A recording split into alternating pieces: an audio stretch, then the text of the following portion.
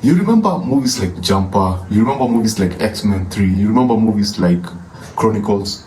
If you do remember those movies, this movie comfortably falls under those movies, whereby you have people in the society who have an unnatural ability. And this movie is called Hypnotic, and it takes me back to those movies because of just the concept, the idea that they don't approach hypnosis the same way we approach it in the real world. You don't get that you are getting sleepy kind of approach to hypnosis. They take more of, I look at you and I tell you to do something stupid like jump over a wall, and you jump over a wall. I just need to give you that look and you do exactly, you'll be hypnotized, Dracula style in a way. And it goes, I don't want to say that I did not enjoy this movie, because I absolutely had a good time. Why? Because according to me, the movie was unpredictable. I couldn't see what was going to happen. It's a blend of very many movies.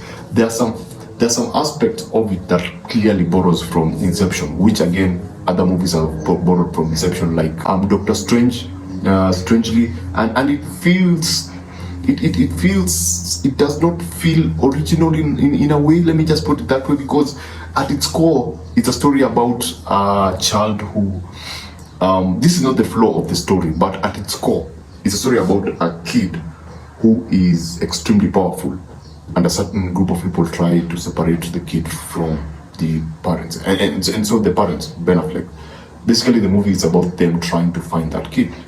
And if you remember, think of X-Men 3, where you have a certain kid, because of her ability, she's kept away from, because her abilities are unique. And so we have almost the same case here. Ben Affleck plays a detective, and so during one of his investigations, he starts discovering stuff that, again, connect to what he was. And during, when he starts discovering the banks, and how the banks play into the story, will remind you of Memento. Christopher Nolan, the one with the tattoos, so you had to, yes, it will remind you of Memento in a way. And that for me was the biggest problem about the movie, in that it did not feel modern.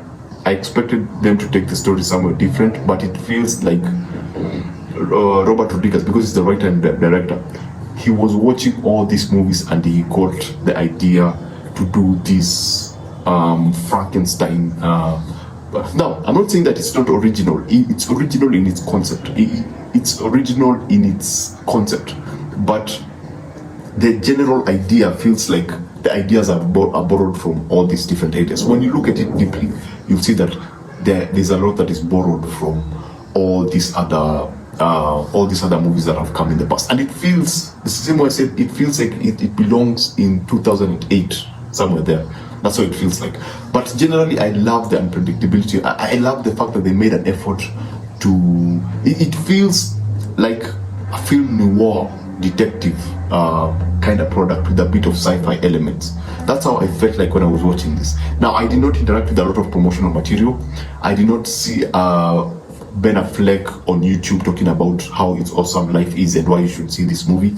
I just went in and I had a great time because of that. Because everything, there are twists everywhere. There are twists with the organization. There's an organization, of course, like X-Men. There is an organization, and the bad guy, when I saw him, I went like, okay, this is not going to be a serious movie, because I don't know about this actor, but in a way, every time I see him in each and every movie, I know that I'm not going to get like, one of the biggest movies of the year. I just know that I'm going to get an okay movie. And when he pops up, I was like, okay, so this is that kind of a movie, and I was okay with it. But generally, if you're looking for something that you will actually have a twist and turn, yes, it's not original in the twist and turns. They're a bit generic and obvious, but it kind of feels good to watch something that generally goes differently, whereby you don't know where the story is going. You're watching it, but you don't know where they're going to take the story, and they take it totally from the start. Again, borrowing. If you watch Shutter Island, there's a small element about that. There's almost that I was this, and then I discover something else about what was going on behind the scenes. There was something else that was happening. There's also an aspect of that. So if I lost track, I'm sorry. If you're looking for something that actually will genuinely give you like good twists and turns, then this movie may actually work for you.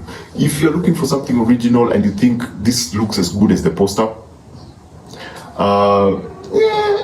it's okay. The direction is cool. I would call it's competently done, because this would have been worse with a different director. The action is, you don't go in for the action, but it's okay. It's okay. That's what I would call it. It's hard, and for it to be an R-rated movie, I see why, but again, I don't see why, because I thought they would have gone bonkers with some things. I mean, you have the power to hypnotize someone. Do you think people would be good? How many crazy scenarios do you see from such kind of an ability? How many people do you see them exploiting? I mean, I would have done so much with this if I was the one who was directing this. I would have done so much with it that think of the deeper criminal underworlds and then just going insane with this. Anyway, you know what? Whatever was done was put out, and I don't know why they didn't push for marketing. I understand some people are lukewarm about the film, but I generally had a very, very good time with this particular movie. Cinematography is awesome. The coloring is off in a way, because color grading is they're going back to, again, the 90s and the early 2000s, where you have like a filter on top, like a gray filter, a gray or blue filter, so everything has a bluish. You know, for the Matrix they had that greenish look and feel. This one they have a grayish, bluish kind of feel.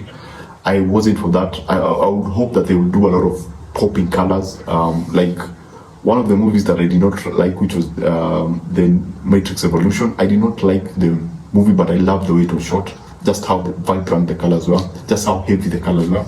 If I was to do a movie like this, because it's psychedelic in a way, I would use those heavy, colors and, play around with color grading to actually, yes, they try to do that, but it still doesn't really punch in. Finally, as I leave, the ending, don't expect, when someone is suddenly released and she walks out and she does something, I expected more. Let me just say that I expected more of, because the setup, how they set this character to be, and what you get at the end is it's okay, it's serviceable.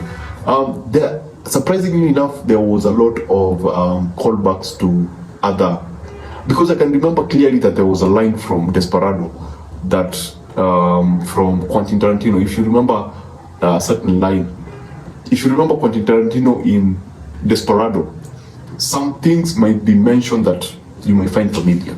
Anyway, that's it. Hypnotic is not a bad film. It's not perfect. It just doesn't feel original. Don't take it seriously. Think of it as an escape. Exposition, there is just too much exposition in the film, but again, it's the world that they build, and there's that need to explain everything, and some of you might not like it, but generally the twists are awesome. Just that idea of not knowing where the story is going may work for you. Thanks for watching. Remember to always try to watch what you enjoy and enjoy what you watch. See you on the next one.